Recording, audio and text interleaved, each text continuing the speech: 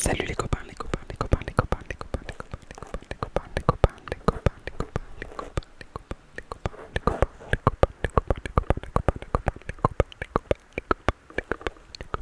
copains, les copains, les copains. Ça faisait un moment que j'avais pas dit cette intro finalement. Aujourd'hui on est le 19 juillet et aujourd'hui du coup j'ai 19 minutes pour vous relaxer. Il y a aussi le fait que le film Barbie sorte au cinéma aujourd'hui. Du coup, pour fêter ça, juste parce que c'est en lien avec ça, je suis quelqu'un qui fait énormément de listes pour tout et rien. Et du coup, sur ma tablette, attendez, je vais juste mettre mon... Voilà, je mettais la... Voilà. Du coup, j'ai une liste de films que j'ai regardés et que je dois regarder. Il y a les films, il y a les séries et il y a aussi les documentaires normalement, mais là je les ai pas, je crois. Je les ai pas mis. Du coup, oh c'est joli là, comment ça a été. Ok, bon, bah voilà. Bref. Du coup, je me suis dit pourquoi pas en parler un peu des films que j'ai regardés, vous dire ce que j'en pense, etc. J'ai que 19 minutes, donc je vais essayer de prendre ceux qui m'ont le plus marqué, on va dire. Voilà, je vais essayer de vous faire un peu comment ça s'appelle, une espèce de bande-annonce ou un peu vous vendre le film si je l'ai bien aimé ou pas. Donc voilà, donc on va commencer par le premier que j'ai marqué, donc c'est À 2 mètres de toi. Je crois que c'est le premier où je me suis dit bon, je vais me faire une liste de films que j'ai déjà vu ou que j'ai à voir, comme ça au moins je saurai si je l'ai déjà vu ou pas. En soi, je m'en souviens quand même un peu des fois, mais bon, voilà. Donc, le premier, c'est à 2 mètres de toi. Donc, en fait, c'est l'histoire de deux personnes qui sont à l'hôpital. C'est un peu comme Non, c'est toi le contraire. D'ailleurs, je l'ai regardé déjà, donc ça va être à peu près la même chose. Et en fait, c'est une meuf qui rencontre un mec qui est à l'hôpital. Et en fait, ils sortent et tout. Ils vivent un peu une histoire d'amour, mais genre à l'hôpital du coup. Et en fait, dedans, il y a son meilleur ami qui meurt. Et du coup, genre, elle est hyper triste. Et du coup, le mec essaye de lui remonter le moral en sortant, etc. Et ça fonctionne en soi. Mais du coup, il va se passer plein de trucs et tout avec la maladie. Et en vrai, genre, il est hyper triste. Et dedans, il y a le mec qui joue dans... comment ça s'appelle, Riverdale. Le mec de la blonde, là, je sais plus comment... Betty, je crois que c'est ça. Non, c'est pas Betty. Je sais plus. Si, c'est Betty. Bref, la blonde. Et du coup, voilà. Et franchement, j'ai grave pleuré sur ce film. Bon, je pleure facilement. Mais là, vraiment, j'ai pleuré tous les larmes de mon corps. Voilà. Ensuite, 1917. Ça, il est sur Netflix. Le premier, il est pas sur Netflix. À 2 mètres de toi, il est pas sur Netflix. Par contre, 1917, normalement, il est sur Netflix. Je l'avais vu dessus. Et en gros, ça raconte un peu... comment ça s'appelle, la guerre du coup, parce que 1917. Et du coup, ça trace un peu un soldat dans la guerre. Je l'ai pas trouvé hyper ouf, pourtant il a été nommé aux Oscars, je crois. Mais je l'ai pas trouvé hyper ouf. Enfin, l'histoire ne m'a pas transcendé, quoi. Donc bon, voilà. Mais en vrai, il est quand même cool. Ensuite, il y a Le Monde de Charlie. Franchement, ce film-là, j'ai grave kiffé. Déjà parce que, Charlie. Je m'appelle comme ça si jamais j'avais jamais dit. Mais, enfin, Charlie avec un Y. Mais là, en gros, c'est un homosexuel qui fait son coming out. Ou je crois que c'est ça. Je sais plus, je crois que je confonds avec Bobby Seul contre tous. Non, je crois que je confonds avec Poppy Seul contre tous. Donc là, je vais parler de Poppy Seul contre tous parce que Le Monde de Charlie, je m'en souviens plus. Mais en gros, Poppy Seul contre tous, c'est en gros un homosexuel qui vit dans une famille de cathos. Et du coup, ça matche pas trop. Et du coup, ça fait plein d'histoires et tout. Et vraiment, il est horrible ce film parce que du coup, je me suis mis à sa place. Et horrible, horrible, horrible, horrible. Mais en plus il date, donc bon, les jeux de rôle sont pas non plus, voilà. Mais franchement il est à regarder vraiment si vous voulez vous reconnaître dans un film, celui-là il est parfait quoi. Donc voilà. Ensuite, il y a Divergente, les trois. Je les ai tous vus pendant le confinement. Et j'ai grave kiffé. Franchement, incroyable les histoires entre eux. Enfin, entre le 1, 2, 3. Ça, en gros, Divergente, c'est les acteurs de. Comment ça s'appelle oh putain, je l'ai dit en plus, mais quel con. Non, c'est tout le contraire, c'est les deux acteurs. Et en gros, ils sont dans une ville qui sont séparés par quatre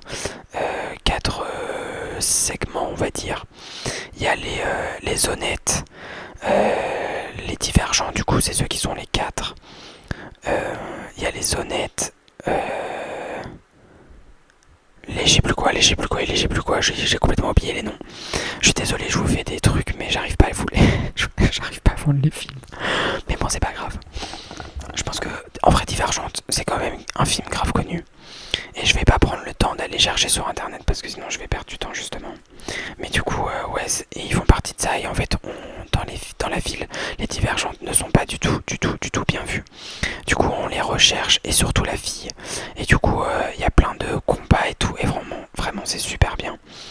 En plus, ils jouent super bien. Donc voilà, si vous voulez regarder, vraiment incroyable. C'est à peu près dans la même lignée que attendez, je les ai vus. Merde, ils sont où? Mince, putain, je les ai pas mis. Normalement, ils sont dedans. Hunger Games, voilà, je cherchais le mot.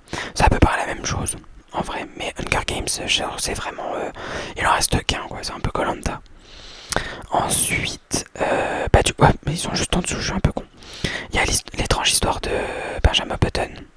Je l'ai jamais vu, donc je peux pas vous en parler. Hunger Games, du coup, bah, vraiment incroyable. Vraiment, il faut les voir, les 4, il faut les voir. Incroyable. Twilight, 1, 2, 3, 4, 5. Je crois qu'il y a. Je savais pas qu'il y en avait un cinquième, je les ai vus, pas pareil, j'ai un poil long, c'est horrible. Je les ai vus pendant le confinement, pareil. Incroyable. Vraiment, en gros, si vous les avez jamais vus, et franchement, vous vivez dans une grotte si vous les avez jamais vus. C'est l'histoire d'une meuf qui rencontre à la fac, au lycée je crois, un vampire. Elle tombe amoureuse et tout, elle tombe enceinte et tout, enfin bref. Il y a toute une histoire d'amour autour d'eux et à la fin elle devient vampire, mais il y a eu plein de trucs avant et vraiment, je viens de vous spoiler du coup. Mais l'histoire est incroyable et en plus il y a comment il s'appelle, le loup-garou là. Il est sexy as fuck. Donc voilà, faut quand même le regarder juste pour lui. After, j'ai pas envie d'en parler parce que c'est de la merde. Voilà, désolé pour ceux qui ont bien aimé le film, je suis désolé, mais l'histoire est nulle à chier. Call Me By Your Name, pépite. Je l'ai vu 3 fois. Bon, je comprends juste pas pourquoi le pou qui pleure à la fin. Mais l'histoire d'amour entre les deux est incroyable. Les scènes sont incroyables. Juste le mec, cannibale. Voilà. Mais dans la vraie vie, hein, pas dans le film, mais dans la vraie vie, le mec est cannibale. Mais sinon, en plus, il y a. Putain, genre. Timothée Chalamet. Trop beau. Incroyable, l'histoire est trop belle. Enfin bref, voilà, c'est à regarder, vraiment. Je sais plus s'il est sur Netflix. Je sais plus. Hérédité, un film d'horreur qui m'a fait rire. Genre vraiment, c'est trop bizarre, Hérédité, mais très drôle. Moonlight, pareil, un film gay. Je regarde que des films gays. Incroyable ce film, faut que je me le revoie parce que je me souviens plus trop de l'histoire, mais je crois que c'est un film d'homosexuel noir. Et du coup, bah, il y a une histoire d'amour, mais je m'en souviens plus. Et je crois que dans l'histoire, enfin dans le film, la mère elle le prend pas bien et du coup il se casse de chez elle. Et du coup il vit à la rue et il essaie de trouver un chez soi, etc. Enfin, un peu une histoire d'amour et vie compliquée. Mais le film est grave intéressant. Ensuite, Le Tombeau des Lucioles, je l'ai vu mais je me souviens plus du tout du film. Donc je pourrais pas vous en parler. Mais ouais, Le Tombeau des Lucioles, pareil, je sais plus. 120 battements par minute, ce film est incroyable aussi. Putain, mais ils sont tous incroyables en fait. Mais pareil, ça retrace un peu le commencement de la Gay Pride. enfin de la Pride, parce qu'on dit plus gay Pride, j'ai appris ça il y a pas longtemps. Du coup, ça comme le commencement de la Pride, comment ils se sont battus pour faire commencer ça, etc. La marche, etc. La marche des fiertés. Et ensuite, du coup, quelqu'un qui a le sida ou le VIH, je sais plus. Et trop triste, vraiment, c'est une étape, vraiment, on suit vraiment l'étape de la maladie. Horrible, c'est hyper triste, mais incroyable le film. Ensuite, il y a le film d'horreur Glace. Je l'ai vu, mais je m'en souviens plus du tout. Je pourrais pas vous dire. Été 85, pareil, incroyable ce film. J'ai trop kiffé la vibe un peu. Du coup, le film des années 80 un peu. Avec les looks qui vont avec et tout. Et en plus, c'est un film gay. Du coup, histoire d'amour entre deux hommes. Trop bien. J'ai trop kiffé aussi. La vie d'Adèle. Juste, voilà, avec Adèle. J'ai peur des. Enfin, je sais que je vais écorcher son nom, donc. Estracopulo. Non, je sais plus. Je sais plus. Je suis désolé. M'en voulez pas. Mais pareil, l'histoire d'amour entre les deux filles est incroyable. Les jeux de scène, y a rien à dire, genre ça coupe le souffle. Incroyable. Bird Box sur Netflix, à voir. Vraiment, je l'ai vu 5 fois, 5 ou 6 fois. Incroyable ce film d'horreur. Et je crois qu'il y a un Bird Box 2 qui va sortir, on m'a dit. À voir. Mais moi je l'ai kiffé. Genre vraiment un chef-d'œuvre. Ensuite, les sauts. Saut 1, saut 2, saut 3, machin. J'ai pas vu le 4, le 5, le 6, le 7 et le 8. Il faut que je les voie, mais sinon pareil. Ça rejoint un peu la lignée de Destination Finale. Ils sont. Bon, c'est un peu mieux quand même, saut, mais j'ai. Incroyable. C'est très gore par contre, mais moi je trouve ça incroyable. J'adore. Thelma et Louise. Pareil. C'est l'histoire de deux filles. Ça, je l'ai vu il y a pas longtemps. Et j'ai kiffé le film. Je l'ai vu 2 fois au une fois au cinéma et une fois au streaming. Et c'est l'histoire de 2 meufs qui quittent leur cocon familial, enfin surtout leur mec un peu boring genre, et leur taf, et qui vont vivre le rêve américain mais qui se transforme en cauchemar. Et leur amitié est incroyable, genre en plus il y a, comment il s'appelle, Brad Pitt quand il était jeune. Non, c'est Brad Pitt. Et il est incroyable ce mec. Bien foutu sa mère. Donc, bon, c'est un connard dans le film, mais il est bien foutu sa mère. En plus, il est souvent torse nu. Donc, un régal. Mais il est à voir. Vraiment, je vous le conseille. Vraiment. Le problème, c'est que je crois qu'il faut payer pour le regarder. Donc, ça, c'est chiant. Sur les streamings, on peut pas. Mais vraiment une pépite. Si je peux vraiment vous conseiller un film, c'est celui-là. Ensuite, il y a Ma. En gros, ça c'est sur Netflix aussi, je crois. C'est un film d'horreur qui fait pas très peur. C'est des jeunes qui veulent faire la fête et tout machin. Et en gros, genre, c'est une meuf qui est un peu cinglée, genre, qui les kidnappe chez elle. Genre, ça, elle est vraiment creepy. Genre, au début, elle est là, ouais, bah venez chez moi et tout. Quand j'étais jeune, je faisais la fête et du coup, je le faisais dans mon sous-sol et tout machin. Donc, elle a agencé son sous-sol pour faire la fête. Et en fait, genre, elle les kidnappe et genre, elle est hyper creepy. Genre, horrible. Mais j'ai grave kiffé. Mais voilà, il est à voir. Voilà, au moins une fois. Ensuite, il y a Us. Alors, Us, la première fois que je l'ai vu, c'est un film d'horreur pareil. J'ai mais genre rien compris au film. Genre, je suis sorti avec ma pote, on s'est regardé et on est en mode, j'ai pas compris. Du coup, on y a été une 2e fois et ça a été un peu mieux, mais on a toujours pas trop compris l'histoire du film. C'est au bout de la 3e fois où genre là j'ai kiffé le film parce que du coup j'ai compris, et qu'en plus au bout de la 3e fois, du coup je voyais des scènes que j'avais pas vues ou analysées. Et du coup, j'ai pu comprendre le film, mais je veux pas vous en parler parce que du coup ça vous spoilerait un peu le truc. Mais il est vraiment à voir, vraiment. En plus, je crois que lui aussi il a été nommé aux Oscars et incroyable. Ce film est incroyable. Get Out, pareil, il est sur Netflix. Je l'ai vu il y a pas longtemps. Et pareil, incroyable. C'est l'histoire d'un mec qui rencontre une meuf. Et a déjà rencontré, il sort avec et tout. Et du coup, genre, ils vont en week-end chez les parents de la meuf. Et en fait, le père et la mère ont fait fortune. Et la mère, elle est hypnotiseuse. Et il se passe plein de trucs trop chelous, genre vraiment, genre... En fait, c'est un film d'horreur, mais c'est un film d'horreur psychologique, pas du tout screamer et tout. Genre, c'est plus psychologique. Ça parle un peu de quand les Français ont colonisé les Noirs, etc. Et, euh, et c'était horrible. Enfin, c'est horrible. Mentalement, c'est horrible. Mais moi, j'ai grave kiffé le film. Parce qu'il est hyper bien tourné et l'acteur joue hyper bien. Je sais pas le nom de l'acteur, je vous avoue, mais il joue hyper bien. Ensuite, il y a La Malédiction de la Dame Blanche. Pareil, ce film, j'ai été le voir au cinéma. Je pense que ça a joué sur le fait que j'ai bien kiffé. Parce que je pense que je l'aurais regardé tout seul. J'aurais pas plus kiffé que ça. Mais pareil, enfin, moi, en tout cas, il m'a fait peur. J'ai beaucoup sursauté. Et bon, bah, c'est l'histoire de la Dame Blanche, donc en soi, grave kiffant. Mais voilà, au moins à voir une fois, quoi.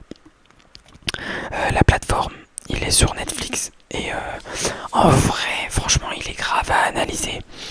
J'ai mal au cul. Pardon. Mais j'ai vraiment mal aux fesses. Mon canapé n'est pas du tout confortable. Mais en gros, en gros, c'est la plateforme qui descend en fonction des niveaux. Et je crois qu'il y en a de 1 à 100. Du coup, les premiers, en fait, c'est une plateforme avec de la bouffe dessus. Et du coup, les premiers ont toute la bouffe. Et chaque jour, ça descend. Et du coup, bah... à la fin, il n'y a plus rien, quoi. Tout le monde a bouffé. Donc, en gros, c'est des plus riches aux plus pauvres, quoi. Donc, il y en a un, je sais plus à quel niveau il est. Mais du coup, il pète un câble et il monte sur la plateforme, je crois, pour monter au premier niveau. Et c'est un peu la hiérarchie, un peu pareil. Pareil que la société actuelle, en fait. Les riches prennent tout et les pauvres, ils se démerdent, quoi. Donc voilà, franchement, à regarder parce que juste que pour la psychologie du truc, il est grave bien. Invisible Man, ce film, vraiment, allez le voir. Regardez-le, il est en plus sur Netflix, donc incroyable. C'est l'histoire d'une meuf qui en gros elle sort avec un mec qui avait fortune dans la science, mais c'est un pervers narcissique. Et du coup genre il la manipule et tout, enfin bref c'est horrible. Et en fait elle va se casser de chez elle.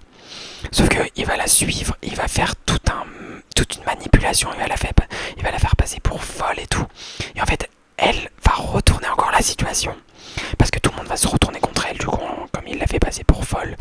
Et en fait, elle va retourner le truc. Et du coup, elle va réussir son truc. Et enfin, son jeu, enfin, il est incroyable. Genre, vraiment, il est prenant. On est grave dans l'histoire.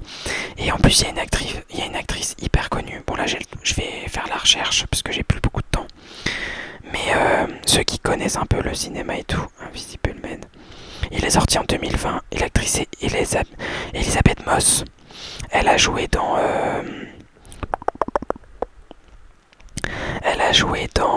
Invisible Man. Us. Putain, je savais pas qu'elle avait joué dedans. Les Baronnes, si quelqu'un connaît. Queen of Earth. Il n'y a pas trop de films que moi je connais. Outsider, ceux qui connaissent. Enfin voilà, si vous voulez une partie 2, dites-le moi en commentaire. Moi ça me ferait plaisir.